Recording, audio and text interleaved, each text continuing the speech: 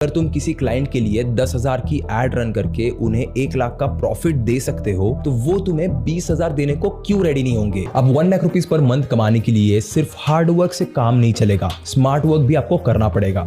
और सबसे बड़ी गलती जो लोग करते हैं वो है बिना किसी स्ट्रक्चर के बस इधर उधर हाथ पैर मारते रहना। अगर तुम्हें consistently 1 lakh rupees per month बनाना है तो तुम्हें 3 चीजों की जरूरत पड़ेगी। ये वो 3 कंपोनेंट्स है जो हर एक सक्सेसफुल फ्रीलांसर, एंटरप्रेन्योर या फिर हाई अर्निंग स्टूडेंट के पास होते ही है। और इसका सबसे पहला और सबसे इंपॉर्टेंट कंपोनेंट है चूज द राइट वेपन। जब पैसे कमाने की बात आती है ना तो हमें ये चीज समझना बहुत जरूरी है कि स्टूडेंट्स के पास ना रिस्क लेने की कैपेसिटी कम होती है। तुम्हारे पास ना हार्डली सेविंग्स में 1000 रुपए तक होंगे, वो भी अगर मैं एक जेनरस अमाउंट ले रहा हूं तो। अब इस सिनेरियो में अगर तुम ट्रेडिंग या फिर स्टॉक मार्केट की सोच रहे हो तो सीधा भूल जाओ, क्योंकि ट्रेडिंग ना एक ऐसी स्किल है जिसे सीखने में कई साल लग जाते हैं और बिना एक्सपीरियंस के पैसे डालने का मतलब है पूरा पैसा लूज करना। तुम्हारे पास ना एक्सपीरियंस है, ना पेशेंस और ना कैपिटल, और बिना इन 3 चीजों के ट्रेडिंग एक स्लो पॉइजन की तरह काम करेगी जो धीरे धीरे तुम्हें बर्बाद कर सकती है। फिर आते हैं बेटिंग और गैम्बलिंग एप्स जो प्योर लक पे चलते हैं। तुम सोच रहे होगे कि एक बार में बहुत बड़ा पैसा आ सकता है, लेकिन सच ये है कि 99.9% लोग अपना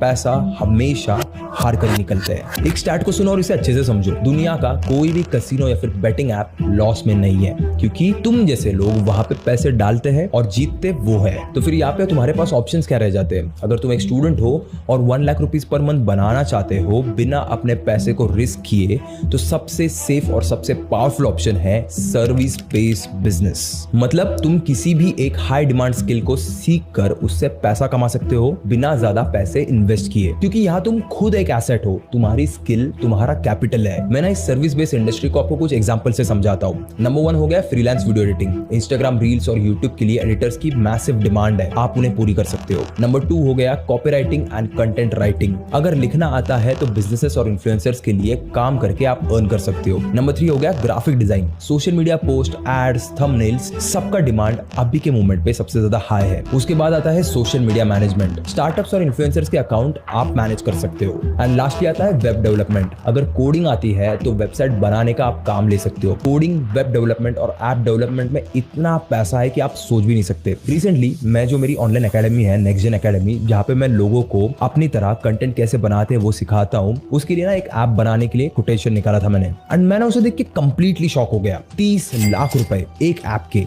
और इसमें मुझे बस बेयर मिनिमम चीजें मिल रही थी। तो सोचो कितना पैसा है कोडिंग में। और यही सर्विस बेस्ड इंडस्ट्री का सबसे बड़ा फायदा है, तुम्हें ज्यादा पैसे लगाने की जरूरत नहीं है, बस स्किल्स होनी चाहिए। तुम्हारी इनकम डायरेक्टली तुम्हारी स्किल्स और एक्सपर्टीज पे डिपेंड करती है, ना कि किसी और चीज पे। लेकिन हमारे जो स्कूल्स और कॉलेजेस है ना, उनमें तो इन स्किल्स की बातें कभी होती भी नहीं है। बस वही घिसा पिटा आउटडेटेड करिकुलम देते हैं जिसमें जीरो इंडस्ट्री एक्सपोजर और रियल वर्ल्ड कोडिंग भी नहीं होती, जिसकी वजह से स्टूडेंट्स कंपनीज की एक्सपेक्टेशन ही मीट नहीं कर पाते। On to point number 2, high perceived value और high leverage। अब बस कोई भी ऐसी सर्विस उठा के उसमें बिजनेस बनाना काफी नहीं होता। तुम्हें दोनों में से एक चीज तो जरूर चाहिए, या तो तुम्हारी सर्विस की परसिव्ड वैल्यू हाई होनी चाहिए या फिर उसमें लेवरेज होना चाहिए। ये क्या होता है एक एक करके आपको समझाता हूँ। सबसे पहले देखते हैं हाई परसिव्ड वैल्यू। मतलब एक ऐसी सर्विस जो क्लाइंट के लिए बहुत ज्यादा वैल्यूएबल है, जिसके बिना उनका काम ही नहीं चल सकता। ऐसी सर्विसेज के लिए लोग अच्छा पैसा देने के लिए तैयार होते हैं। इसके ना आपको कुछ एग्जांपल्स देके बताता हूं। जैसे हो गया सेल्स फनल बिल्डिंग। आप बिजनेस ओनर्स के लिए वेबसाइट और लैंडिंग पेजेस बना के उनका रेवेन्यू बढ़ाने में हेल्प कर रहे हो। जहां पे भी सेल्स और रेवेन्यू की बात आती है,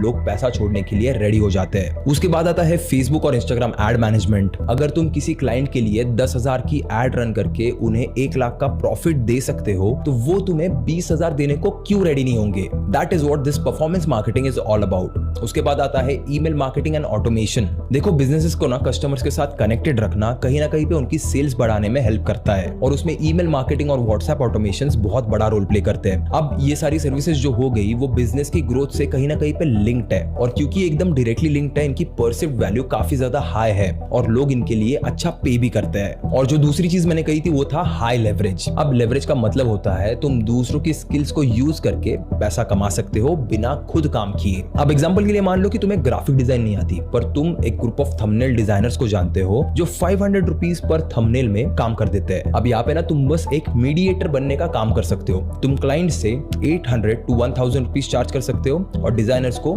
500 देकर अपना काम करवा सकते हो। अब इसका रिजल्ट क्या होगा, क्लाइंट को वर्क टाइम पे मिलेगा, बीच में उन्हें बार बार कम्युनिकेट करने की जरूरत नहीं पड़ेगी क्योंकि सारा काम आप मैनेज करोगे।